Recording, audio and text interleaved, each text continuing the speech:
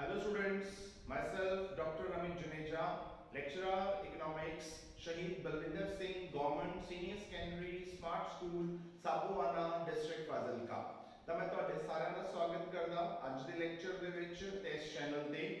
ਅੱਜ ਦਾ ਆਪਣਾ ਜੋ ਟੌਪਿਕ ਰਹੇਗਾ ਉਹ ਰਹੇਗਾ ਮੁਦਰਾ ਦੀ ਪੂਰਤੀ। ਤਾਂ ਆਪਾਂ ਇਹ ਦੇਖਾਂਗੇ ਕਿ ਮੁਦਰਾ ਦੀ ਪੂਰਤੀ ਕੀ ਚੀਜ਼ ਹੁੰਦੀ ਹੈ, ਮੁਦਰਾ ਦੀ ਪੂਰਤੀ ਕੌਣ ਕਰਦਾ ਹੈ, ਮੁਦਰਾ ਦੀ ਪੂਰਤੀ ਨੂੰ ਆਪਾਂ ਮਾਪ ਕਿਵੇਂ ਸਕਦੇ ਹਾਂ ਤੇ ਇੱਕ ਆਦਰਸ਼ ਮੁਦਰਾ ਦੀ ਪੂਰਤੀ ਜਿਹੜੀ ਹੈ ਉਹ ਕੀ ਹੁੰਦੀ ਹੈ। ਤਾਂ ਆਪਣੇ ਲੈਕਚਰ ਦੇ ਚਾਰ ਮੇਨ ਪੁਆਇੰਟ ਰਹਿਣਗੇ। ਪਹਿਲਾ, ਮੁਦਰਾ ਦੀ ਪੂਰਤੀ ਕੀ ਹੁੰਦੀ ਹੈ। ਨੰਬਰ 2, ਮੁਦਰਾ ਦੀ ਪੂਰਤੀ ਕੌਣ ਕਰਦਾ ਹੈ। ਤੀਸਰਾ, ਮੁਦਰਾ ਦੀ ਪੂਰਤੀ ਨੂੰ ਆਪਾਂ ਕਿਵੇਂ ਮਾਪ ਸਕਦੇ ਹਾਂ ਤੇ ਚੌਥਾ, ਮੁਦਰਾ ਦੀ ਇੱਕ ਆਦਰਸ਼ ਮਤਲਬ ਆਈਡੀਅਲ ਇੱਕ ਬਿਲਕੁਲ ਸਹੀ ਮੁਦਰਾ ਪੂਰਤੀ ਜਿਹੜੀ ਹੈ ਉਹ ਕੀ ਚੀਜ਼ ਹੁੰਦੀ ਹੈ ਤੇ ਉਹਨੂੰ ਆਪਾਂ ਕਿਵੇਂ ਪ੍ਰਾਪਤ ਕਰ ਸਕਦੇ ਹਾਂ। ਇਹ ਚਾਰ ਪ੍ਰਸ਼ਨਾਂ ਦੇ ਉੱਤਰ ਜਿਹੜੇ ਨੇ ਉਹ ਆਪਾਂ ਅੱਜ ਦੇ ਲੈਕਚਰ ਦੇ ਵਿੱਚ ਲਵਾਂਗੇ। ਤਾਂ ਸਭ ਤੋਂ ਪਹਿਲਾਂ ਆਪਾਂ ਜਿਹੜਾ ਹੈ ਉਹ ਮੀਨਿੰਗ ਕਰਦੇ ਹਾਂ ਕਿ ਮੁਦਰਾ ਦੀ ਪੂਰਤੀ ਕੀ ਚੀਜ਼ ਹੁੰਦੀ ਹੈ ਇਸ ਚੀਜ਼ ਦਾ। देखो, अगर आप ਇਹਦੇ ਨਾਮ ਤੋਂ ਪਕੜੀਏ ਤਾਂ ਆਪਾਂ ਕਹਾਂਗੇ ਮੁਦਰਾ।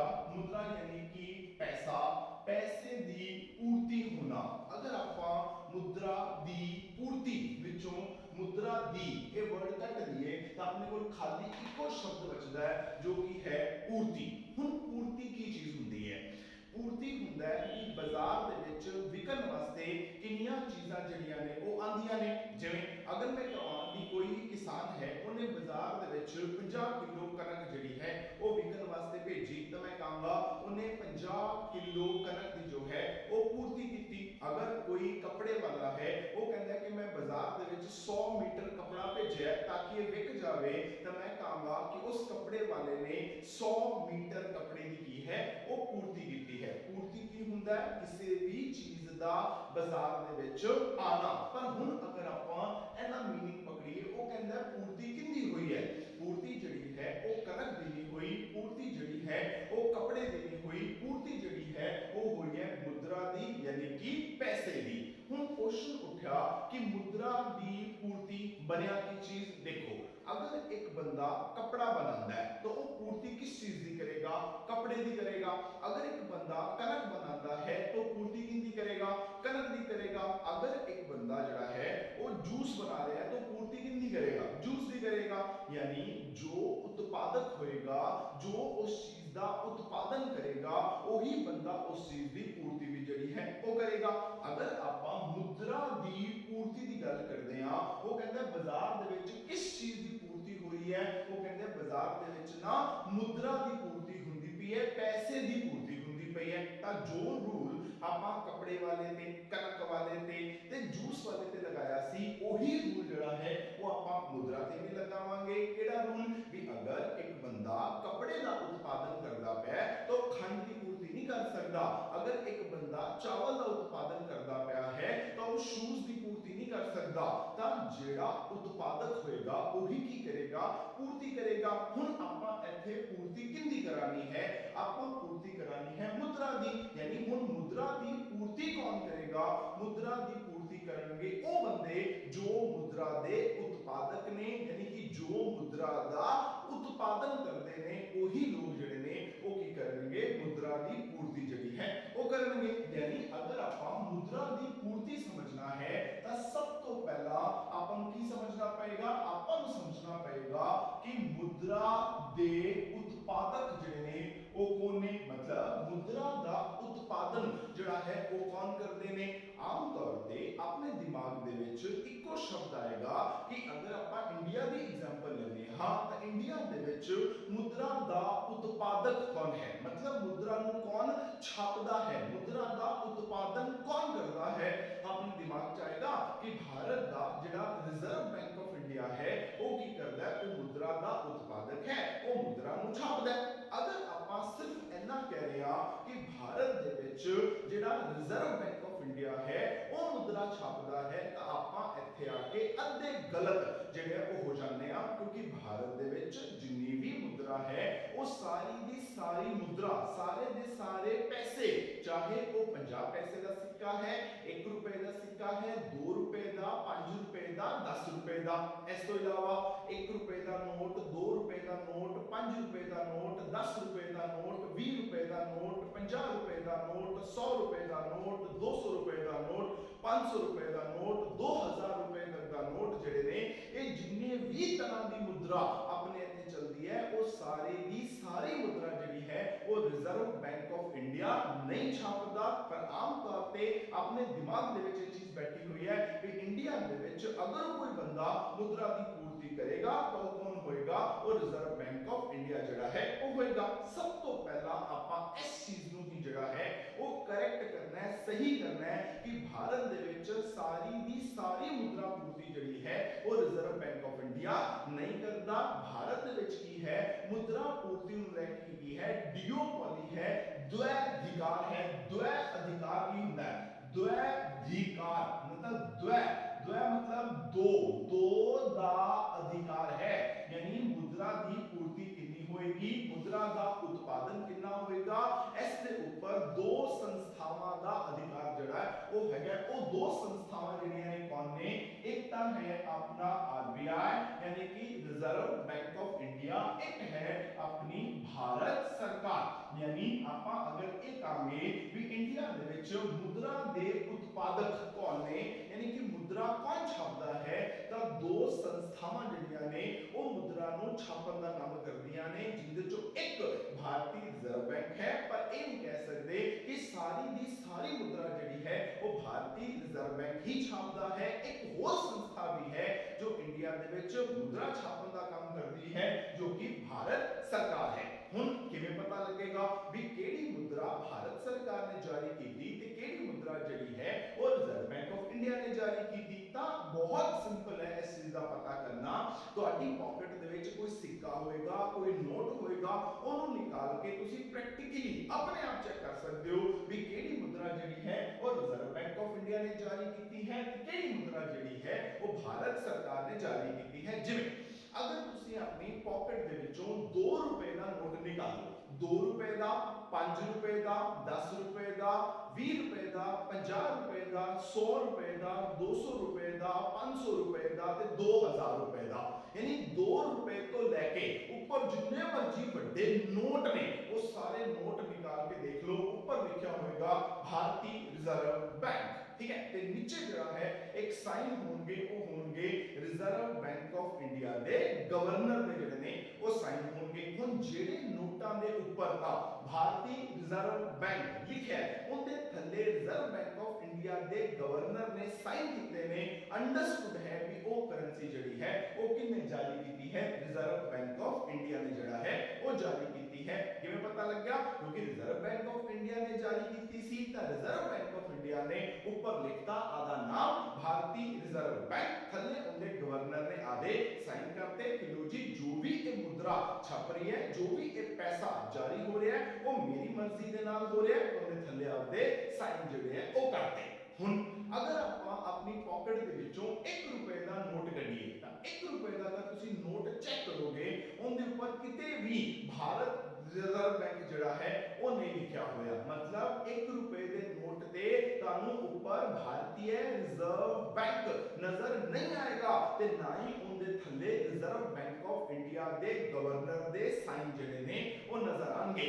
अगर तुसी 1 रुपए दा नोट चेक करते हो उनके ऊपर लिखा होगा भारत सरकार, थल्ले जेडे साइन होंगे वो होंगे अपने फाइनेंस सेक्रेटरी यानी कि अपनी भारत सरकार दे वित्त सचिव दे जेडे ने वो साइन होंगे। इनका मतलब 1 रुपए का नोट जेड़ा है वो भारतीय रिजर्व बैंक ने जारी नहीं किया, क्योंकि जेकर उन्होंने भारतीय रिजर्व बैंक ने जारी किया होंदा तो बाकी नोटां की तरह उनके ऊपर भी भारतीय रिजर्व बैंक लिखा होंदा, पर उनके ऊपर तो भारत सरकार लिखा है। इनका मतलब 1 रुपए का नोट जड़ा है वो कौन जारी करता है? वो भारत दी सरकार जड़ी है वो जारी करती है। हुन जिन्ने भी सिक्के इंडिया दे विच चलदे ने, हुन छोटे तो छोटा सिक्का जेड़ा इंडिया दे विच चलदा है वो है 50 पैसे दा, यानी 50 पैसे दा सिक्का, 1 रुपए दा सिक्का, 2 रुपए दा सिक्का, 5 रुपए दा सिक्का ते 10 रुपए दा सिक्का। ये 5 तरह दे सिक्के जेड़े ने वो इंडिया दे विच चलदे ने। किसी भी सिक्के दे ऊपर जेड़ा वो भारतीय रिजर्व बैंक नहीं लिखा होया। हर एक सिक्के के ऊपर ਉੱਪਰ, ਚਾਹੇ ਉਹ 50 ਪੈਸੇ ਦਾ ਹੈ, ਚਾਹੇ ਉਹ 1 ਰੁਪਏ ਦਾ ਹੈ, 2 ਰੁਪਏ ਦਾ ਹੈ, 5 ਰੁਪਏ ਦਾ ਹੈ ਤੇ 10 ਰੁਪਏ ਦਾ ਹੈ, ਸਾਰਿਆਂ ਦੇ ਉੱਪਰ ਜਿਹੜਾ ਹੈ ਉਹ ਲਿਖਿਆ ਹੋਏਗਾ ਭਾਰਤ। ਭਾਰਤ ਮੀਨਸ ਭਾਰਤ ਸਰਕਾਰ, ਮਤਲਬ ਇੰਡੀਆ ਦੇ ਵਿੱਚ ਜਿੰਨੀ ਵੀ ਮੁਦਰਾ ਜਾਰੀ ਹੁੰਦੀ ਹੈ ਜਾਂ ਮੁਦਰਾ ਛਾਪੀ ਜਾਂਦੀ ਹੈ ਜਾਂ ਮੁਦਰਾ ਦਾ ਉਤਪਾਦਨ ਹੁੰਦਾ ਹੈ, ਉਹ ਉਤਪਾਦਨ ਦੇ ਉੱਪਰ ਦੋ ਸੰਸਥਾਵਾਂ ਦਾ ਅਧਿਕਾਰ ਹੈ। ਜਿੰਨੇ ਵੀ ਸਿੱਕੇ ਨੇ ਤੇ 1 ਰੁਪਏ ਦਾ ਨੋਟ ਜਿਹੜਾ ਹੈ ਉਹ ਭਾਰਤ ਸਰਕਾਰ ਜਾਰੀ ਕਰਦੀ ਹੈ ਤੇ ਜਿੰਨੇ ਵੀ 2 ਰੁਪਏ ਤੋਂ ਲੈ ਕੇ ਵੱਡੇ ਜਿੰਨੇ ਵੀ ਆਪਣੇ ਕੋਲ ਨੋਟ ਨੇ ਉਹ ਸਾਰੇ ਦੇ ਸਾਰੇ ਜਿਹੜੇ ਨੇ ਉਹ ਰਿਜ਼ਰਵ ਬੈਂਕ ਆਫ ਇੰਡੀਆ ਜਿਹੜਾ ਹੈ ਉਹ ਜਾਰੀ ਕਰਦਾ ਹੈ। ਆਪਾਂ ਅਗਰ ਅੱਜ ਦੀ ਤਾਰੀਖ ਦੇ ਵਿੱਚ ਗੱਲ ਕਰੀਏ ਤਾਂ ਇੰਡੀਆ ਦੇ ਵਿੱਚ ਵੱਡੇ ਤੋਂ ਵੱਡਾ ਨੋਟ ਜਿਹੜਾ ਹੈ ਉਹ 2000 ਰੁਪਏ ਦਾ ਹੈ, ਪਰ ਰਿਜ਼ਰਵ ਬੈਂਕ ਕੋਲ ਭਾਰਤ ਸਰਕਾਰ ਦੀ ਤਰਫ ਤੋਂ ਇੱਕ ਪਾਵਰ ਹੈ ਕਿ ਅਗਰ ਰਿਜ਼ਰਵ ਬੈਂਕ ਚਾਹੇ ਤਾਂ ਵੱਡੇ ਤੋਂ ਵੱਡਾ ਜਿਹੜਾ ਉਹ 10000 ਰੁਪਏ ਦਾ ਨੋਟ ਜਿਹੜਾ ਹੈ ਉਹ ਛਾਪ ਸਕਦਾ ਹੈ, ਜੋ ਕਿ ਫਿਲਹਾਲ ਇੰਡੀਆ ਦੇ ਵਿੱਚ ਨਹੀਂ ਛਾਪਿਆ ਜਾ ਰਿਹਾ। ਵੱਡੇ ਤੋਂ ਵੱਡਾ ਨੋਟ ਜਿਹੜਾ ਹੈ ਉਹ 2000 ਰੁਪਏ ਤੱਕ ਦਾ ਹੀ ਇੰਡੀਆ ਦੇ ਵਿੱਚ ਚੱਲਦਾ ਹੈ, ਪਰ ਵੱਡੇ ਤੋਂ ਵੱਡਾ ਅਗਰ ਪੁੱਛਿਆ ਜਾਏ ਕਿੰਨਾ ਛਾਪ ਸਕਦਾ ਹੈ ਰਿਜ਼ਰਵ ਬੈਂਕ, ਤਾਂ ਉਹਦੇ ਕੋਲ ਇੰਨੀ ਪਾਵਰ ਹੈ ਕਿ ਉਹ 10000 ਰੁਪਏ ਦਾ ਨੋਟ ਜਿਹੜਾ ਹੈ ਉਹ ਵੱਧ ਤੋਂ ਵੱਧ ਛਾਪ ਸਕਦਾ ਹੈ। ਇਸ ਤੋਂ ਉੱਪਰ ਦਾ ਨੋਟ ਛਾਪਣ ਦੀ ਤਾਕਤ ਜਿਹੜੀ ਹੈ ਉਹ ਭਾਰਤ ਸਰਕਾਰ ਨੇ ਰਿਜ਼ਰਵ ਬੈਂਕ ਨੂੰ ਨਹੀਂ ਦਿੱਤੀ। ਤਾਂ ਹੁਣ ਮੁਦਰਾ ਦੇ ਉਤਪਾਦਕ ਇੰਡੀਆ ਦੇ ਵਿੱਚ ਕੌਣ ਹੋਏ ਜਾਂ ਮੁਦਰਾ ਦਾ ਉਤਪਾਦਨ ਕਰਨ ਵਾਲੇ ਇੰਡੀਆ ਦੇ ਵਿੱਚ ਕੌਣ ਹੋਏ? ਦੋ ਲੋਕ ਹੋਏ, ਇੱਕ ਹੋਈ ਭਾਰਤ ਸਰਕਾਰ ਤੇ ਇੱਕ ਹੋਇਆ ਰਿਜ਼ਰਵ ਬੈਂਕ ਆਫ ਇੰਡੀਆ। ਤਾਂ ਇਹ ਦੋ ਲੋਕ ਜਿਹੜੇ ਨੇ ਉਹ ਮੁਦਰਾ ਦਾ ਉਤਪਾਦਨ ਜਿਹੜਾ ਉਹ ਕਰਦੇ ਨੇ। ਹੁਣ ਇਹਦੇ ਵਿੱਚ ਇੱਕ ਚੀਜ਼ ਜਿਹੜੀ ਹੈ ਉਹ ਸਮਝਣ ਵਾਲੀ ਹੈ, ਉਹ ਇਹ ਹੈ ਕਿ ਭਾਰਤ ਵਿੱਚ ਮੁਦਰਾ ਦੇ ਉਤਪਾਦਕ ਯਾਨੀ ਕਿ ਮੁਦਰਾ ਨੂੰ ਪੈਦਾ ਕਰਨ ਵਾਲੇ ਦੋ ਲੋਕ ਨੇ, ਭਾਰਤ ਸਰਕਾਰ ਤੇ ਰਿਜ਼ਰਵ ਬੈਂਕ ਆਫ ਇੰਡੀਆ। ਪਰ ਮੁਦਰਾ ਨੂੰ ਜਾਰੀ ਕਰਨ ਦਾ ਅਧਿਕਾਰ ਜਿਹੜਾ ਹੈ ਉਹ ਸਿਰਫ ਤੇ ਸਿਰਫ ਕਿਹਦੇ ਕੋਲ ਹੈ? ਰਿਜ਼ਰਵ ਬੈਂਕ ਆਫ ਇੰਡੀਆ ਦੇ ਕੋਲ ਜਿਹੜਾ ਉਹ ਹੈ।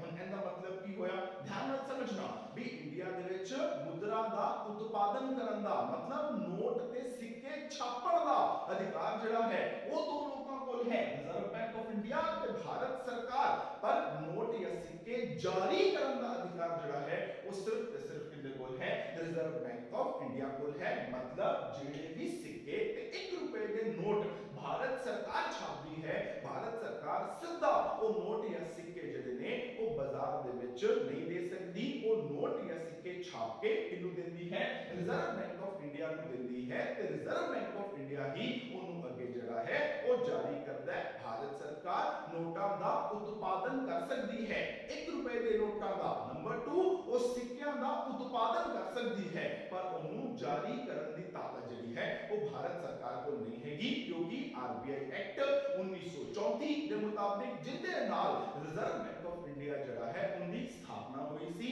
1 ਅਪ੍ਰੈਲ 1935 ਨੂੰ ਜਿਹੜਾ ਹੈ ਰਿਜ਼ਰਵ ਬੈਂਕ ਆਫ ਇੰਡੀਆ ਨੇ ਭਾਰਤ ਦੇ ਕੇਂਦਰੀ ਬੈਂਕ ਦੇ ਤੌਰ ਤੇ ਕੰਮ ਕਰਨਾ ਜਿਹੜਾ ਹੈ ਉਹ ਸ਼ੁਰੂ ਕਰਤਾ ਸੀ। ਉਹਦੇ ਮੁਤਾਬਿਕ ਇਹ ਲਿਖਿਆ ਹੋਇਆ ਹੈ ਵੀ ਜਿਹੜੀ ਭਾਰਤ ਸਰਕਾਰ ਹੈ ਉਹ ਸਿਰਫ ਨੋਟ ਨੂੰ ਛਾਪਣ ਦਾ ਅਧਿਕਾਰ ਰੱਖਦੀ ਹੈ, ਪਰ ਉਹਨੂੰ ਜਾਰੀ ਕਰਨ ਦਾ ਅਧਿਕਾਰ ਜਿਹੜਾ ਹੈ ਉਹ ਨਹੀਂ ਰੱਖਦੀ। ਜਾਰੀ ਕਰਨ ਦਾ ਅਧਿਕਾਰ ਕਿਹਦੇ ਕੋਲ ਹੈ? ਸਿਰਫ ਤੇ ਸਿਰਫ ਰਿਜ਼ਰਵ ਬੈਂਕ ਆਫ ਇੰਡੀਆ ਦੇ ਕੋਲ ਜਿਹੜਾ ਹੈ ਉਹ ਹੋਇਆ ਕਰਦਾ ਹੈ। ਤਾਂ ਹੁਣ ਆਪਾਂ ਦੇਖਿਆ ਕਿ ਆਪਾਂ ਕੀ ਕਰਾਣਾ ਹੈ, ਆਪਾਂ ਮੁਦਰਾ ਦੀ ਪੂਰਤੀ ਕਰਾਣੀ ਹੈ। ਹੁਣ ਮੁਦਰਾ ਦੀ ਪੂਰਤੀ ਕੌਣ ਕਰਾਏਗਾ? ਦੇਖੋ ਜਿਹੜਾ ਰਿਜ਼ਰਵ ਬੈਂਕ ਆਫ ਇੰਡੀਆ ਹੈ, ਨੰਬਰ 1 ਕੌਣ ਹੋਇਆ?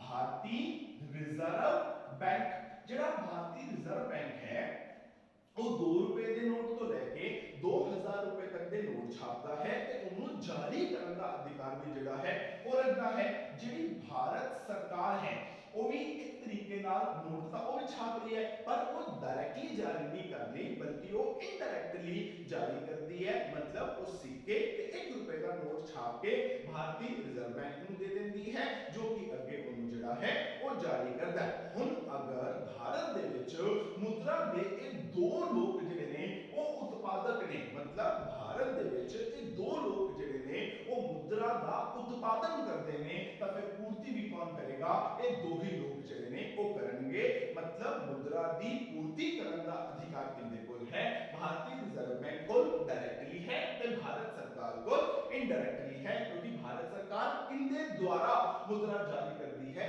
ਭਾਰਤੀ ਰਿਜ਼ਰਵ ਬੈਂਕ ਦੇ ਦੁਆਰਾ ਉਹ ਮੁਦਰਾ ਜਾਰੀ ਕਰਦੀ ਹੈ। ਮਤਲਬ ਭਾਰਤ ਵਿੱਚ ਮੁਦਰਾ ਦੀ ਪੂਰਤੀ ਕੌਣ ਕਰਦਾ ਹੈ?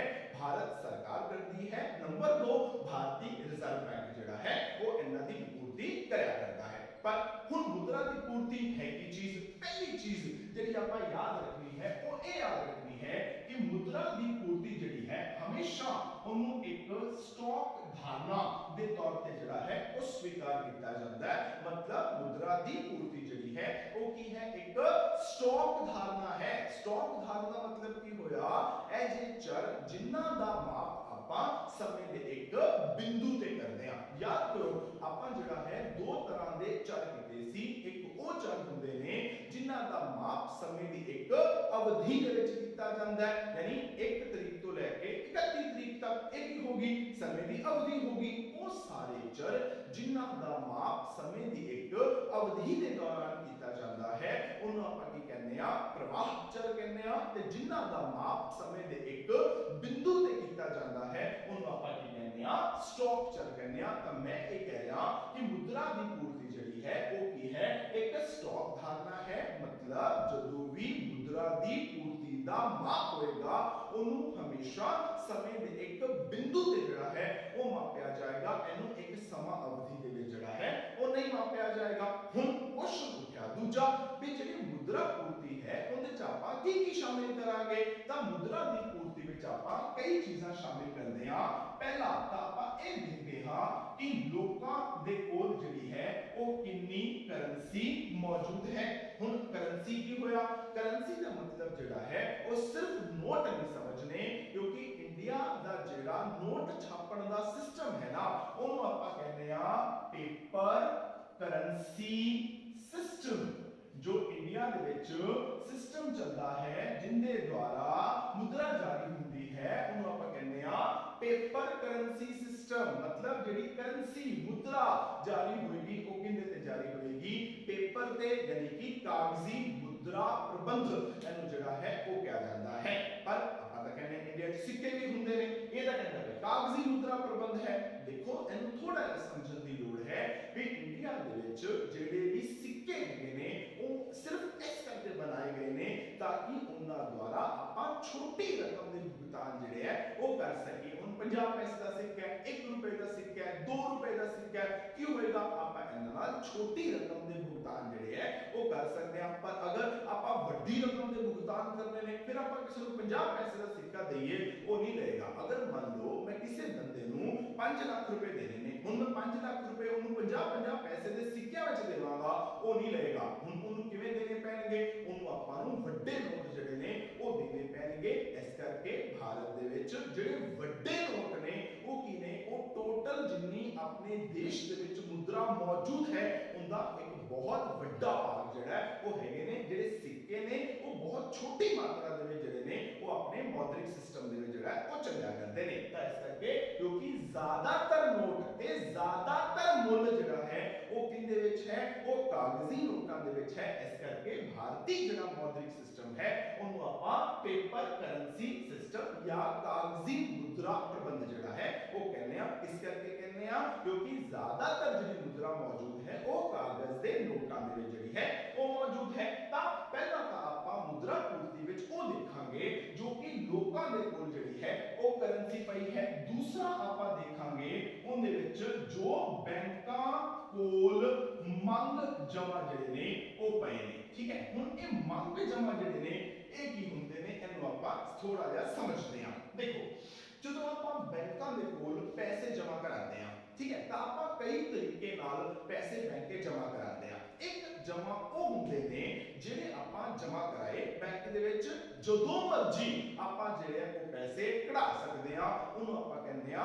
ਮੰਗ ਜਮਾ। ਮਤਲਬ ਇਹ ਕਿਹੜੇ ਪੈਸੇ ਹੋਣਗੇ ਜਿਹੜੇ ਕਿ ਮੰਨ ਲਓ ਤੁਸੀਂ ਏਟੀਐਮ ਤੇ ਗਏ, ਤੁਹਾਡੇ ਕੋਲ ਏਟੀਐਮ ਕਾਰਡ ਹੈ, ਤੁਸੀਂ ਕਾਰਡ ਸਵੈਪ ਕੀਤਾ, ਆਪਦਾ ਕੋਡ ਨੰਬਰ ਫਿਟ ਕੀਤਾ, ਅਮਾਉਂਟ ਭਰਿਆ, ਪੈਸੇ ਨਿਕਾਲ ਲਏ। ਮਤਲਬ ਉਹ ਪੈਸੇ ਜਿਹੜੇ ਨੇ ਉਹ ਏਟੀਐਮ ਦੇ ਵਿੱਚ ਇਸ ਕਰਕੇ ਪਾਏ ਗਏ ਨੇ ਕਿਉਂਕਿ ਉਹ ਲੋਕਾਂ ਦੀ ਮੰਗ ਤੇ ਬੈਂਕ ਉਹਨਾਂ ਨੂੰ ਦੇਣ ਵਾਸਤੇ ਹਾਜ਼ਰ ਹੈ। ਤਾਂ ਉਹ ਕੀ ਨੇ, ਉਹ ਮੰਗ ਜਮਾ ਨੇ। ਜਿਵੇਂ ਇੱਕ ਆਪਾਂ ਬੈਂਕਾਂ ਦੇ ਵਿੱਚ ਖਾਤਾ ਖੁਲਵਾਉਂਦੇ ਆ ਉਹਨੂੰ ਆਪਾਂ ਕਹਿੰਦੇ ਆ ਕਰੰਟ ਅਕਾਊਂਟ ਯਾਨੀ ਕਿ ਚਾਲੂ ਖਾਤਾ। ਇੱਕ ਹੁੰਦਾ ਉਹਨੂੰ ਆਪਾਂ ਕਹਿੰਦੇ ਆ ਬਚਤ ਖਾਤਾ ਯਾਨੀ ਕਿ ਸੇਵਿੰਗ ਅਕਾਊਂਟ। ਤਾਂ ਆਪਾਂ ਜਿਹੜੇ ਇਹ ਅਕਾਊਂਟਸ ਨੇ ਇਹਨਾਂ ਦੀ ਗੱਲ ਆਪਾਂ ਆਪਣੇ ਬੈਂਕ ਵਾਲੇ ਚੈਪਟਰ ਦੇ ਵਿੱਚ ਡਿਟੇਲ ਦੇ ਵਿੱਚ ਕਰਾਂਗੇ। ਤਾਂ ਇਹ ਜਿਹੜੇ ਜਮਾ ਨੇ, ਕਰੰਟ ਅਕਾਊਂਟ ਹੈ, ਸੇਵਿੰਗ ਅਕਾਊਂਟ ਹੈ, ਇਹ ਲੋਕਾਂ ਦੀ ਮੰਗ ਤੇ ਲੋਕਾਂ ਵਾਸਤੇ ਮੌਜੂਦ ਹੁੰਦੇ ਨੇ। ਤਾਂ ਇਹਨੂੰ ਆਪਾਂ ਕੀ ਕਹਾਂਗੇ, ਮੰਗ ਜਮਾ ਕਹਾਂਗੇ। ਤਾਂ ਮੁਦਰਾ ਦੀ ਪੂਰਤੀ ਵਿੱਚ ਆਪਾਂ ਸਿਰਫ ਇਹ ਦੇਖਣਾ ਹੈ ਵੀ ਲੋਕਾਂ ਦੇ ਇੰਨਾ ਪੈਸਾ ਜਿਹੜਾ ਹੈ ਉਹ ਮੌਜੂਦ ਹੈ, ਭਾਵੇਂ ਤਾਂ ਲੋਕਾਂ ਦੇ ਕੋਲ ਨਕਦ ਰੂਪ ਦੇ ਵਿੱਚ ਪਿਆ। ਨੰਬਰ 2,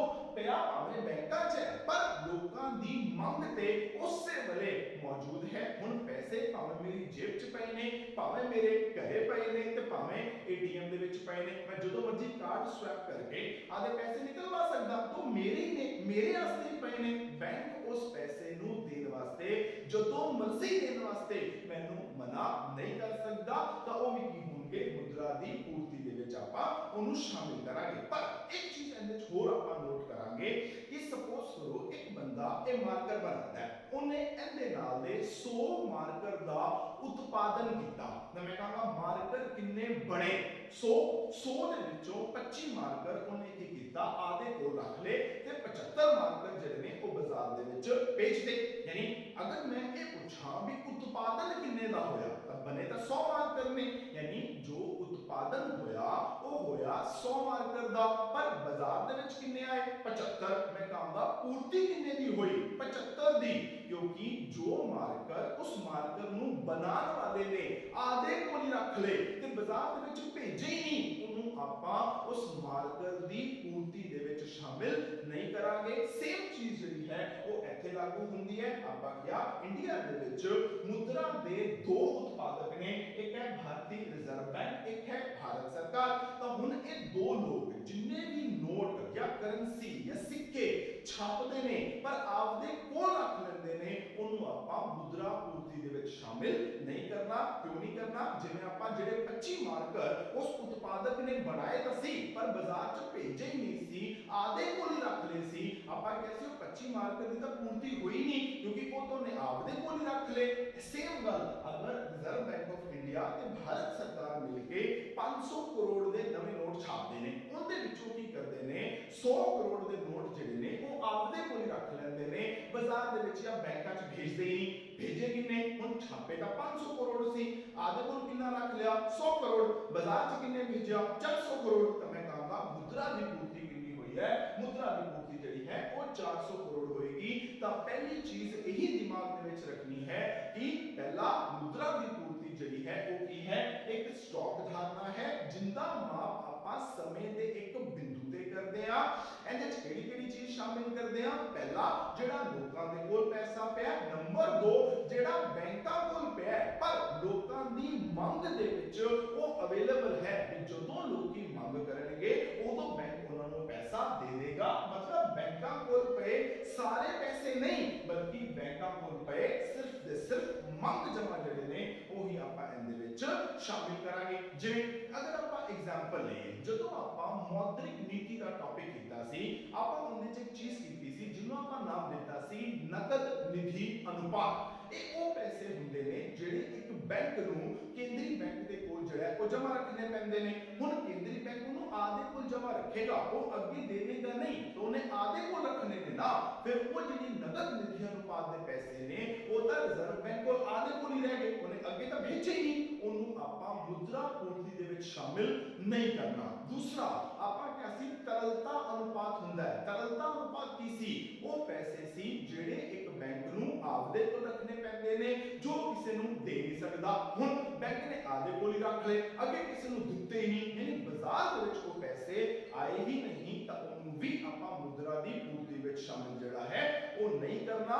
ਮੁਦਰਾ ਦੀ ਪੂਰਤੀ ਵਿੱਚ ਸਿਰਫ ਉਹ ਪੈਸੇ ਸ਼ਾਮਿਲ ਹੋਣਗੇ ਜਿਹੜੇ ਜਾਂ ਤਾਂ ਲੋਕਾਂ ਕੋਲ ਇਸ ਟਾਈਮ ਹੈਗੇ ਨੇ, ਨੰਬਰ 2 ਜਿਹੜੇ ਬੈਂਕਾਂ ਕੋਲ ਪਏ ਨੇ ਪਰ ਉਹ ਪੈਸੇ ਲੋਕਾਂ ਕੋਲ ਆ ਸਕਦੇ ਨੇ, ਲੋਕਾਂ ਦੀ ਮੰਗ ਦੇ ਉੱਪਰ ਜਿਹੜਾ ਹੈ ਉਹ ਪੈਸੇ ਅਵੇਲੇਬਲ ਨੇ। ਸਿਰਫ ਆਪਾਂ ਉਹਨਾਂ ਚੀਜ਼ਾਂ ਨੂੰ ਹੀ ਜਿਹੜਾ ਹੈ ਉਹ ਮੁਦਰਾ ਦੀ ਪੂਰਤੀ ਵਿੱਚ ਸ਼ਾਮਿਲ ਕਰਨਾ ਹੈ। ਤਾਂ ਕੀ ਹੋਇਆ, ਨੰਬਰ 1 ਮੁਦਰਾ ਦੀ ਪੂਰਤੀ ਇੱਕ ਸਟਾਕ ਧਾਰਨਾ ਹੈ, ਨੰਬਰ 2 ਮੁਦਰਾ ਦੀ ਪੂਰਤੀ ਵਿੱਚ ਬੈਂਕਾਂ ਦੇ ਕੋਲ ਉਹ ਪੈਸੇ ਜਿਹੜੇ ਕਿ ਲੋਕਾਂ ਦੇ ਮੰਗ ਜਮਾ ਨੇ, ਨੰਬਰ 2 ਲੋਕਾਂ ਕੋਲ ਜਿੰਨੀ ਕਰੰਸੀ ਮੌਜੂਦ ਹੈ ਸਿਰਫ ਉਹਨੂੰ ਹੀ ਸ਼ਾਮਿਲ ਕੀਤਾ ਜਾਂਦਾ ਹੈ ਜਿਹੜੇ ਪੈਸੇ ਕੇਂਦਰੀ ਬੈਂਕ ਕੋਲ ਜਾਂ ਬੈਂਕਾਂ ਦੇ ਕੋਲ ਐਜੇ ਪਏ ਨੇ, ਜਿਹੜਾ ਭਾਰਤ ਸਰਕਾਰ ਕੋਲ ਜਿਹੜੇ ਐਜੇ ਪੈਸੇ ਪਏ ਨੇ ਜੋ ਉਹ ਜਾਰੀ ਨਹੀਂ ਕਰ ਸਕਦੇ, ਉਹ ਕਿਸੇ ਨੂੰ ਦੇ ਨਹੀਂ ਸਕਦੇ, ਉਹਨੂੰ ਆਪਾਂ ਮੁਦਰਾ ਦੀ ਪੂਰਤੀ ਵਿੱਚ ਸ਼ਾਮਿਲ ਜਿਹੜਾ ਹੈ ਉਹ ਨਹੀਂ ਕਰਦੇ। ਤਾਂ ਇਹ ਸੀ ਮੁਦਰਾ ਦੀ ਪੂਰਤੀ ਦਾ ਮੀਨਿੰਗ ਕਿ ਮੁਦਰਾ ਦੀ ਪੂਰਤੀ ਵਿੱਚ ਆਪਾਂ ਕਿਹਨੂੰ ਜਿਹੜਾ ਹੈ ਉਹ ਸ਼ਾਮਿਲ ਕਰਾਂਗੇ।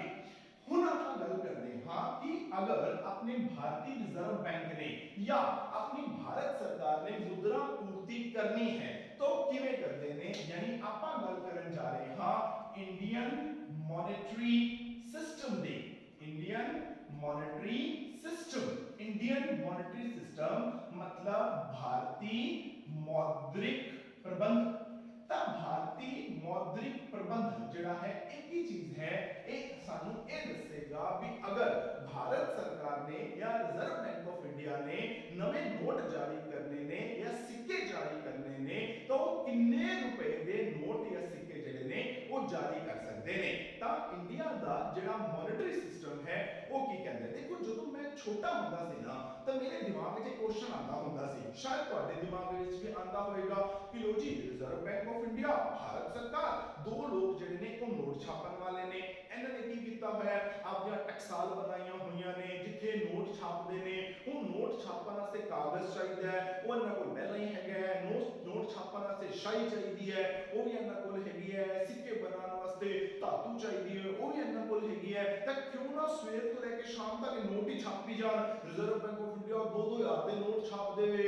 उधरों भारत सरकार जिहड़ी है वो सारे सिक्के छाप देवे इंडिया च पैसा ही पैसा कर दो इंडिया च बहुत सारा पैसा हो जाएगा कोई बंदा गरीब ही नहीं होएगा सारे लोग जिहड़े ने उन्हां कोल बहुत पैसा हो जाएगा सारे अमीर हो जाएंगे तां क्यों रिजर्व बैंक ऑफ इंडिया ते भारत सरकार जिहड़े ने वो इन्ने सारे नोट क्यों नहीं छाप देंदे जिस नाल भारत दी गरीबी जिहड़ी है वो दूर हो जावे तां मेरे दिमाग ते छोटे हुंदे क्वेश्चन आंदा सी जदों मैं प्लस 2 दी इकोनॉमिक्स पढ़िया करदा सी तां मैं एक दिन सोचा भी क्यों ना भारत सरकार ਨੂੰ ਆਪਾਂ ਇੱਕ ਚਿੱਠੀ ਲਿਖ ਦਈਏ ਜਾਂ ਰਿਜ਼ਰਵ ਬੈਂਕ ਨੂੰ ਚਿੱਠੀ ਲਿਖ ਦਈਏ ਭਈਆ ਤੁਸੀਂ ਐਡੇ ਪੜ੍ਹੇ ਲਿਖੇ ਬੰਦੇ ਹੋ ਮੈਂ ਤਾਂ ਪਲੱਸ 2 ਦਾ ਬੱਚਾ ਲਈ ਜੇ ਮੈਂ ਇਹ ਚੀਜ਼ ਸਮਝ ਸਕਦਾ ਵੀ ਲੋ ਜੀ ਆਪਾਂ ਜਿੰਨੇ ਨੋਟ ਜ਼ਿਆਦਾ ਛਾਪਾਂਗੇ ਲੋਕਾਂ ਕੋਲੋਂ ਨਾ ਪੈਸਾ ਜ਼ਿਆਦਾ ਆ ਜਾਏਗਾ ਲੋਕੀ ਅਮੀਰ ਹੋ ਜਾਣਗੇ ਭਾਰਤ ਚੋਂ ਗਰੀਬੀ ਜਿਹੜੀ ਉਹ ਦੂਰ ਹੋ ਜਾਏਗੀ ਜੇ ਮੇਰੇ ਵਰਗੇ ਪਲੱਸ 2 ਦੇ ਬੱਚੇ ਨੂੰ ਇਹ ਗੱਲ ਸਮਝ ਆ ਗਈ ਤਾਂ ਤੁਸੀਂ ਤਾਂ ਐਡੇ ਵੱਡੇ ਪੜ੍ਹੇ ਲਿਖੇ ਬੰਦੇ ਹੋ ਤੁਹਾਨੂੰ ਇਹ ਗੱਲ ਸਮਝ ਕਿਉਂ ਨਹੀਂ ਆਈ पर जिवें जिवें मैं वड्डा होया मैनू समझ आई कि भारतीय रिजर्व बैंक ते भारत सरकार जिहड़े ने वो इन्ने सारे नोट जिहड़े ने वो क्यों नहीं छापदे वो क्यों लोकां नूं इन्ना पैसा जिहड़ा है वो नहीं दिंदे हालांकि उन्हां कोल ये पावर है भी वो नोट जिहड़े ने वो छाप सकदे ने ते सिक्के जिहड़े ने वो छाप सकदे ने अज आपां इस चीज दा आंसर जिहड़ा है वो लैंदे आ कि भारत सरकार ते केंद्रीय रिजर्व बैंक जिहड़ा है अपना वो अनगिनत मात्रा दे विच नोट जिहड़ा है वो क्यों नहीं छापते हूं बहुत सिंपल एग्जांपल जेड़ा है वो आपा लेने सपोज करो इंडिया दे विच ना दो बंदे रहंदे ने एक दा नाम है ए ते एक दा नाम है बी ठीक है दो लोग ने इंडिया दी जनसंख्या मान लो 2 है ए ते बी हुन दोनां दे कोल की है 10-10 रुपए हैगे ने ए कोल भी 10 रुपए ने ते बी कोल भी 10 रुपए ने इंडिया दे विच जेड़ा है वो इथे चावल हैगे ने सपोज करो तां अपने कोल राइस जेड़े ने वो अवेलेबल राइस हैगे ने अपने कोल 2 किलो ठीक है जी 1 किलो जेड़ा राइस है उनकी कीमत भी कितनी है 10 रुपए समझ आ गई हुन सोचो इनके कोल कितने रुपए ने 10 रुपए 1 किलो ता इनदे जो एक खरीद लेगा 1 किलो एक खरीद लेगा 2 किलो राइस खत्म सोचो भी अपने कोल ए बंदे कोल 10 रुपए सी बी बंदे कोल भी 10 रुपए सी मतलब दोनों कोल कितने रुपए है सी 20 रुपए बाजार ਦੇ ਵਿੱਚ 2 किलो मान लो चावल पए ने 1 किलो चावल ਜਿਹੜੇ ਨੇ ਉਹ 10 ਰੁਪਏ ਦੇ ਨੇ ਮਤਲਬ ਅਗਰ ਮੈਂ ਸੋਚਾਂ ਵੀ ਚਾਵਲ ਵੀ ਕਿੰਨੇ ਰੁਪਏ ਦੇ ਪਏ ਨੇ 20 ਰੁਪਏ ਦੇ ਇਹਨਾਂ ਕੋਲ ਹੈਗੇ ਵੀ ਕਿੰਨੇ ਨੇ 20 ਰੁਪਏ ਤੇ ਇਹ ਕੀ ਕਰਨਗੇ 20 ਰੁਪਏ ਦੇਣਗੇ ਉਹਦੇ ਬਦਲੇ 20 ਰੁਪਏ ਦੇ ਚਾਵਲ ਜਿਹੜੇ ਨੇ ਉਹ ਲੈ ਲੈਣਗੇ ਹੁਣ ਸੋਚੋ ਜੇ ਰਿਜ਼ਰਵ ਬੈਂਕ ਆਫ ਇੰਡੀਆ ਤੇ ਭਾਰਤ ਸਰਕਾਰ ਨੇ ਜ਼ਿਆਦਾ ਨੋਟ ਛਾਪ ਲਏ ਤਾਂ ਕੀ ਹੋਏਗਾ ਹੁਣ ਆਪਾਂ ਐਗਜ਼ਾਮਪਲ ਜਿਹੜੀ ਹੈ ਉਹ ਚੇਂਜ ਕਰ ਦਿੰਦੇ ਆ पहला ए बंदे ते बी बंदे को 10-10 रुपए सी ना हुन की होया रिजर्व बैंक ने ते भारत सरकार ने नवे नोट जारी करते हुन इनदे कोल भी 20 रुपए ने ते इनदे कोल भी 20 रुपए ने पहला दोनों को 10-10 रुपए सी हुन दोनों को 20 रुपए ने पर बाजार दे विच जेडे चावल ने वो तो 2 किलो ही ने हुन सोचो भी ए कहंदा है मेरे को 20 रुपए ने मैनू किलो चावल चाहिए ने ए कहंदा मेरे को 20 रुपए ने मैनू भी किलो चावल चाहिए ने वो कहंदे भैया चावल तो 2 किलो ने यानी अगर तेनू 1 किलो चावल चाहिए ने ता ले ले 1 किलो तू ले ले 1 किलो तू ले ले देते पर उनके बदले हुन तानू कितने रुपए देने पैणगे 20 रुपए किलो के हिसाब नाल 40 रुपए जेडे ने वो देने पैणगे क्यों देने पैणगे सोचो हुन की होया रिजर्व बैंक ऑफ ਇੰਡੀਆ ਨੇ ਜਾਂ ਭਾਰਤ ਸਰਕਾਰ ਨੇ ਨਵੇਂ ਨੋਟ ਜਿਹੜੇ ਨੇ ਉਹ ਜਾਰੀ ਕਰਤੇ। ਲੋਕਾਂ ਕੋਲ ਕੀ ਹੋਇਆ, ਪੈਸਾ ਜ਼ਿਆਦਾ ਆ ਗਿਆ। ਪਹਿਲਾਂ ਇਹਦੇ ਕੋਲ 10 ਰੁਪਏ ਸੀ, ਇਹਦੇ ਕੋਲ ਵੀ 10 ਰੁਪਏ ਸੀ, ਹੁਣ ਦੋਨੋਂ ਕੋਲ ਕਿੰਨੇ ਨੇ, 20 ਰੁਪਏ ਹੈਗੇ ਨੇ। ਹੁਣ ਅਗਰ ਦੋਨੋਂ ਕੋਲ 20 ਰੁਪਏ ਨੇ ਪਰ ਚੀਜ਼ਾਂ ਤਾਂ ਬਾਜ਼ਾਰ ਦੇ ਵਿੱਚ ਉਨੀਆਂ ਹੀ ਨੇ, ਚਾਵਲ ਤਾਂ 2 ਕਿਲੋ ਹੀ ਨੇ। ਹੁਣ ਜਿਹੜੀ 2 ਕਿਲੋ ਚਾਵਲ ਪਹਿਲਾਂ ਇਹਨਾਂ ਨੇ 20 ਰੁਪਏ ਚ ਖਰੀਦਣੇ ਸੀ, ਹੁਣ ਉਹੀ 2 ਕਿਲੋ ਚਾਵਲ ਕਿੰਨੇ ਚ ਖਰੀਦਣਗੇ, 40 ਰੁਪਏ ਚ ਖਰੀਦਣਗੇ। ਯਾਨੀ ਕੀ ਹੋਏਗਾ, ਰੇਟ ਜਿਹੜੇ ਨੇ ਉਹ ਵੱਧ ਜਾਣਗੇ। ਤਾਂ ਨਤੀਜਾ ਕੀ ਨਿਕਲੇਗਾ, ਜੇਕਰ ਰਿਜ਼ਰਵ ਬੈਂਕ ਜਾਂ ਭਾਰਤ ਸਰਕਾਰ ਨੋਟ ਜ਼ਿਆਦਾ ਜਾਰੀ ਕਰ ਦਿੰਦੀ ਹੈ, ਉਹਦਾ ਨਤੀਜਾ ਇਹ ਨਿਕਲੇਗਾ ਕਿ ਲੋਕਾਂ ਕੋਲ ਪੈਸਾ ਆ ਜਾਏਗਾ, ਲੋਕੀ ਮੰਗ ਕਰਨੀ ਸ਼ੁਰੂ ਕਰ ਦੇਣਗੇ, ਪਰ ਬਾਜ਼ਾਰ ਦੇ ਵਿੱਚ ਚੀਜ਼ਾਂ ਨਹੀਂ ਵਧਣਗੀਆਂ, ਉਹ ਉਨੀਆਂ ਹੀ ਰਹਿਣੀਆਂ ਨੇ। ਕੀ ਹੋਏਗਾ, ਕੀਮਤਾਂ ਵਧਣੀਆਂ ਸ਼ੁਰੂ ਹੋ ਜਾਣਗੀਆਂ। ਆਪਾਂ ਇਹਦੀ ਇਤਿਹਾਸ ਦੇ ਵਿੱਚ ਨਾ ਬਹੁਤ ਸਾਰੀਆਂ ਐਗਜ਼ਾਮਪਲਸ ਜਿਹੜੀਆਂ ਨੇ ਉਹ ਆਪਾਂ ਨੂੰ ਦੇਖਣ ਨੂੰ ਮਿਲਦੀਆਂ ਨੇ। ਕਿਵੇਂ ਦੇਖਣ ਨੂੰ ਮਿਲਦੀਆਂ ਨੇ, ਆਪਾਂ ਉਹਨਾਂ ਦੀ ਵੀ ਗੱਲ ਕਰਦੇ ਹਾਂ। ਐਕਚੁਅਲੀ ਕੀ ਹੈ, ਜੋ ਮੈਂ ਹੁਣੇ ਬਤਾਇਆ ਇਹਨੂੰ ਨਾ ਤੁਸੀਂ ਤਰੀਕੇ ਨਾਲ ਸਮਝੋ। ਮੰਨ ਲਓ ਕਿ ਇੱਕ ਤਕੜੀ ਹੈ, ਆ ਉਸ ਤਕੜੀ ਦੇ ਦੋ ਪਲੜੇ, ਇੱਕ ਪਾਸੇ ਜਿਹੜਾ ਹੈ ਉਹ ਪਈ ਹੈ ਤੁਹਾਡੇ ਦੇਸ਼ ਕੋਲ ਕਰੰਸੀ ਤੇ ਇੱਕ ਪਾਸੇ ਪਈਆਂ ਨੇ ਵਸਤੂਆਂ। ਤਾਂ ਆ ਦੋ ਤਕੜੀ ਦੇ ਪਲੜੇ ਹੈਗੇ ਨੇ। ਹੁਣ ਹੋਣਾ ਕੀ ਚਾਹੀਦਾ ਹੈ, ਦੋਨੋਂ ਤਕੜੀ ਦੇ ਪਲੜੇ ਜਿਹੜੇ ਨੇ ਉਹ ਬਰਾਬਰ ਹੋਣੇ ਚਾਹੀਦੇ ਨੇ। ਮਤਲਬ ਜਿੰਨੇ ਦੀਆਂ ਤੁਹਾਡੇ ਦੇਸ਼ ਵਿੱਚ ਵਸਤੂਆਂ ਪਈਆਂ ਨੇ ਉਹਨਾਂ ਹੀ ਪੈਸਾ ਲੋਕਾਂ ਦੇ ਕੋਲ ਬਰਾਬਰ ਹੋਣਾ ਚਾਹੀਦਾ ਹੈ। ਜਿੰਨੀਆਂ ਵਸਤੂਆਂ ਹੋਣ ਪੈਸਾ ਉਹਨਾਂ ਹੀ ਹੋਵੇ। ਜੇ ਪੈਸਾ ਜ਼ਿਆਦਾ ਹੋ ਗਿਆ, ਸੋਚੋ ਤਾਂ ਕੀ ਹੋਏਗਾ। ਅਗਰ ਆਪਾਂ ਕਹੀਏ ਵੀ ਹੁਣ ਤਕੜੀ ਦੇ ਦੋਨੋਂ ਪਲੜੇ ਬਰਾਬਰ ਨਹੀਂ ਹੈਗੇ, ਹੁਣ ਜਿਹੜਾ ਪੈਸੇ ਵਾਲਾ ਪਲੜਾ ਹੈ ਇਹ ਕੀ ਹੋ ਗਿਆ, ਭਾਰਾ ਹੋ ਗਿਆ। ਇੱਥੇ ਚੀਜ਼ਾਂ ਕੀ ਹੋ ਗਈਆਂ, ਘੱਟ ਹੋ ਗਈਆਂ। ਯਾਨੀ ਹੁਣ ਸੋਚੋ, ਹੁਣ ਚੀਜ਼ਾਂ ਜਿਹੜੀਆਂ ਨੇ ਉਹ ਹਲਕੀਆਂ ਨੇ, ਚੀਜ਼ਾਂ ਕੀ ਨੇ, ਘੱਟ ਨੇ। ਲੋਕਾਂ ਕੋਲ ਪੈਸਾ ਕੀ ਹੈ, ਜ਼ਿਆਦਾ ਹੈ। ਲੋਕੀ ਕਹਿੰਦੇ ਨੇ ਪੈਸਾ ਬਹੁਤ ਪਿਆ ਹੈ, ਚੀਜ਼ਾਂ ਹੈ ਨਹੀਂ। ਯਾਨੀ ਲੋਕੀ ਕਹਿਣਗੇ ਜਿੰਨਾ ਮਰਜ਼ੀ ਪੈਸਾ ਲਓ, ਸਾਨੂੰ ਚੀਜ਼ ਦਿਓ। ਕੀ ਹੋਏਗਾ, ਲੋਕੀ ਜ਼ਿਆਦਾ ਪੈਸਾ ਜਿਹੜਾ ਹੈ ਉਹ ਸੱਟਣਾ ਸ਼ੁਰੂ ਕਰ ਦੇਣਗੇ ਬਾਜ਼ਾਰ ਦੇ ਵਿੱਚ। ਕੀ ਹੋਏਗਾ, ਕੀਮਤਾਂ ਜਿਹੜੀਆਂ ਨੇ ਉਹ ਵੱਧ ਜਾਣਗੀਆਂ। ਉਲਟਾ ਅਗਰ ਆਪਾਂ ਉਲਟਾ ਪਕੜ ਲਈਏ, ਅਗਰ ਮੰਨ ਲਓ ਕਿ ਆ ਵਸਤੂਆਂ ਤੇ ਸੇਵਾਵਾਂ ਵਾਲਾ ਜਿਹੜਾ ਪਲੜਾ ਹੈ ਇਹ ਥੱਲੇ ਹੋ ਜਾਵੇ, ਠੀਕ ਹੈ, ਤੇ ਇੱਥੇ ਜਿਹੜੀ ਲੋਕਾਂ ਕੋਲ ਪੈਸਾ ਹੈ ਉਹ ਕੀ ਹੋਵੇ, ਉਹ ਘਟ ਜਾਵੇ। ਯਾਨੀ ਹੁਣ ਚੀਜ਼ਾਂ ਬਾਜ਼ਾਰ 'ਚ ਬਹੁਤ ਪਈਆਂ ਨੇ, ਪੈਸਾ ਲੋਕਾਂ ਕੋਲ ਹੈ ਨਹੀਂ। ਕੀ ਹੋਏਗਾ, ਚੀਜ਼ਾਂ ਬਹੁਤ ਨੇ, ਪੈਸਾ ਹੈ ਨਹੀਂ। ਯਾਨੀ ਲੋਕੀ ਉਹ ਚੀਜ਼ਾਂ ਨਹੀਂ ਖਰੀਦ ਪਾਣਗੇ। ਬਹੁਤ ਸਾਰੀਆਂ ਚੀਜ਼ਾਂ ਐਸੀਆਂ ਹੋਣਗੀਆਂ ਜਿਹੜੀਆਂ ਕਿ ਅਣਲਿਖੀਆਂ ਰਹਿ ਜਾਣਗੀਆਂ। ਕੀ ਹੋਏਗਾ, ਮੰਦੀ ਆ ਜਾਏਗੀ। ਤਾਂ ਇੱਕ ਆਦਰਸ਼ ਅਵਸਥਾ ਜਿਹੜੀ ਹੈ ਉਹ ਇਹ ਕਹਿੰਦੀ ਹੈ ਵੀ ਜਿੰਨੀ ਲੋਕਾਂ ਕੋਲ ਕਰੰਸੀ ਹੈ ਉਨੀਆਂ ਹੀ ਬਾਜ਼ਾਰ ਦੇ ਵਿੱਚ ਕੀ ਹੋਣੀਆਂ ਚਾਹੀਦੀਆਂ ਨੇ, ਵਸਤੂਆਂ ਜਿਹੜੀਆਂ ਨੇ ਹੋਣੀਆਂ ਚਾਹੀਦੀਆਂ। ਦੋਨੋਂ ਦੂਜੇ ਦੇ ਬਰਾਬਰ ਹੋਣਗੇ ਤਾਂ ਹੀ ਕੀਮਤਾਂ ਜਿਹੜੀਆਂ ਨੇ ਉਹ ਸਥਿਰ ਰਹਿਣਗੀਆਂ। ਤਾਂ ਹੀ ਆਪਾਂ ਇਹ ਨਹੀਂ ਕਹਿ ਸਕਦੇ ਕਿ ਸੋਚ ਕੇ ਦੇਖੋ ਵੀ ਅਗਰ ਭਾਰਤ ਸਰਕਾਰ ਨੋਟ ਹੀ ਨੋਟ ਛਾਪੀ ਜਾਵੇ, ਸਾਰਿਆਂ ਕੋਲ ਪੈਸਾ ਆ ਜਾਵੇ। ਯਾਨੀ ਇੱਕ ਬੰਦਾ ਘਰੇ ਵਿਹਲਾ ਬੈਠਾ ਹੈ, ਉਹਦੇ ਕੋਲ ਵੀ ਪੈਸਾ ਆ ਜਾਵੇ, ਸਾਰਿਆਂ ਕੋਲ ਪੈਸਾ ਆ ਗਿਆ। ਹੁਣ ਸੋਚੋ ਵੀ ਲੋਕੀ ਸਾਰਾ ਦਿਨ ਕੰਮ ਕਿਉਂ ਕਰਦੇ ਨੇ। ਤੁਸੀਂ ਪੜ੍ਹਾਈ ਕਰ ਰਹੇ ਹੋ, ਕਿਉਂ ਕਰ ਰਹੇ ਹੋ, ਤਾਂ ਕਿ ਪੜ੍ਹਾਈ ਕਰੋਗੇ, ਜ਼ਿੰਦਗੀ 'ਚ ਕੁਝ ਬਣੋਗੇ, ਕੁਝ ਚਾਰ ਪੈਸੇ ਕਮਾਓਗੇ। ਮੈਂ YouTube ਤੇ ਲੈਕਚਰ ਕਿਉਂ ਰਿਕਾਰਡ ਕਰਦਾ ਪਿਆ, ਕਿ ਲੋ ਜੀ ਮੈਨੂੰ ਜਿਹੜਾ ਹੈ ਉਹ ਸਰਕਾਰ ਨੇ ਪੈਸੇ ਦਿੱਤੇ ਹੈ, ਮੈਂ ਸਰਕਾਰ ਤਰਫ ਤੋਂ ਕੰਮ ਕਰ ਰਿਹਾ, ਮੈਨੂੰ ਤਨਖਾਹ ਮਿਲਦੀ ਹੈ ਸਕੂਲ ਤੋਂ, ਤੇ ਮੈਂ ਕਿਹਾ ਚਲੋ ਆਪਾਂ ਲੈਕਚਰ ਰਿਕਾਰਡ ਕਰ ਦਿੰਦੇ ਆ।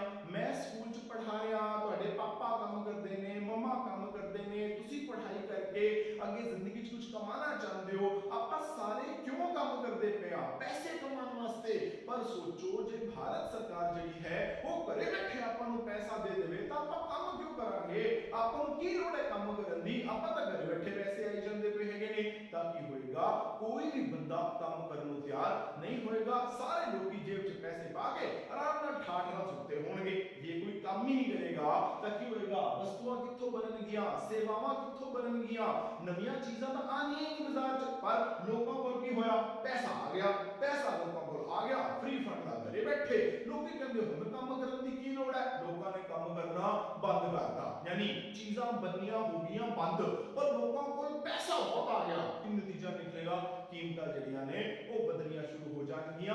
ਇਸ ਕਰਕੇ ਭਾਰਤ ਸਰਕਾਰ ਜਿਹੜੀ ਹੈ ਉਹ ਅਣਗਿਣਤ ਮਾਤਰਾ ਦੇ ਵਿੱਚ ਨੋਟ ਜਿਹੜਾ ਹੈ ਉਹ ਨਹੀਂ ਛਾਪਦੀ, ਕਿਉਂਕਿ ਇਹਦਾ ਫਾਇਦਾ ਨਹੀਂ ਹੈਗਾ, ਅਲਟੀਮੇਟਲੀ ਇਹਦਾ ਨੁਕਸਾਨ ਹੈ। ਕਿਉਂ, ਆਪਾਂ ਇਤਿਹਾਸ ਦੀ ਨਾ ਇੱਕ ਐਗਜ਼ਾਮਪਲ ਲੈਂਦੇ ਆ। ਜਦੋਂ ਪਹਿਲਾ ਵਿਸ਼ਵ ਯੁੱਧ ਹੋਇਆ ਸੀ ਉਹਦੇ ਵਿੱਚ ਨਾ ਕੀ ਹੋਇਆ, ਜਰਮਨੀ ਦੀ ਹਾਰ ਹੋਈ ਸੀ। ਪਰ ਜਰਮਨੀ ਨੇ ਕੀ ਕੀਤਾ, ਦੂਸਰੇ ਵਿਸ਼ਵ ਯੁੱਧ ਦੇ ਦੌਰਾਨ बड़े सारे लोग देश ਜਿਹੜੇ ਨੇ ਉਹਨਾਂ ਕੋਲ ਪੈਸਾ ਉਧਾਰ ਲਿਆ। ਹੁਣ ਹੋਇਆ ਕਿ ਲੜਾਈ ਚੋਂ ਹਾਰ ਗਿਆ। ਹੁਣ ਜਿਹੜਾ ਦੇਸ਼ਾਂ ਨੇ ਉਹਨੂੰ ਉਧਾਰ ਦਿੱਤੇ ਸੀ ਪੈਸੇ, ਉਹ ਦੇਸ਼ ਕਹਿੰਦੇ ਜਰਮਨੀ ਨੂੰ ਵੀ ਸਾਡੇ ਪੈਸੇ ਵਾਪਸ ਦੇ। ਹੁਣ ਜਰਮਨੀ ਦੇ ਉੱਪਰ ਕੀ ਹੋਇਆ, ਦਬਾਅ ਜਿਹੜਾ ਹੈ ਉਹ ਵੱਧ ਗਿਆ ਪੈਸਾ ਦੇਣ ਵਾਸਤੇ। ਉਹਨੇ ਕੀ ਕੀਤਾ, ਨਵੇਂ ਨੋਟ ਛਾਪਣੇ ਸ਼ੁਰੂ ਕਰਤੇ। ਯਾਨੀ ਕੀ ਹੋਇਆ, ਨਵੇਂ ਨੋਟ ਇੰਨੇ ਕੋ ਛਪ ਗਏ ਕਿ ਲੋਕਾਂ ਕੋਲ ਇੰਨਾ ਕੋ ਪੈਸਾ ਆ ਗਿਆ ਕਿ ਲੋਕਾਂ ਨੇ ਕੀ ਕੀਤਾ, ਜੋ ਮੈਂ ਅੱਗੇ ਗੱਲ ਕੀਤੀ ਸੀ, ਕੰਮ ਕਰਨਾ ਹੀ ਬੰਦ ਕਰਤਾ। ਲੋਕੀ ਵਿਹਲੇ ਹੋ ਗਏ, ਚੀਜ਼ਾਂ ਬਣੀਆਂ ਕੋਨੀ। ਕੀ ਹੋਇਆ, ਮਹਿੰਗਾਈ ਜਿਹੜੀ ਹੈ ਉਹ ਬਹੁਤ ਜ਼ਿਆਦਾ ਆ ਗਈ।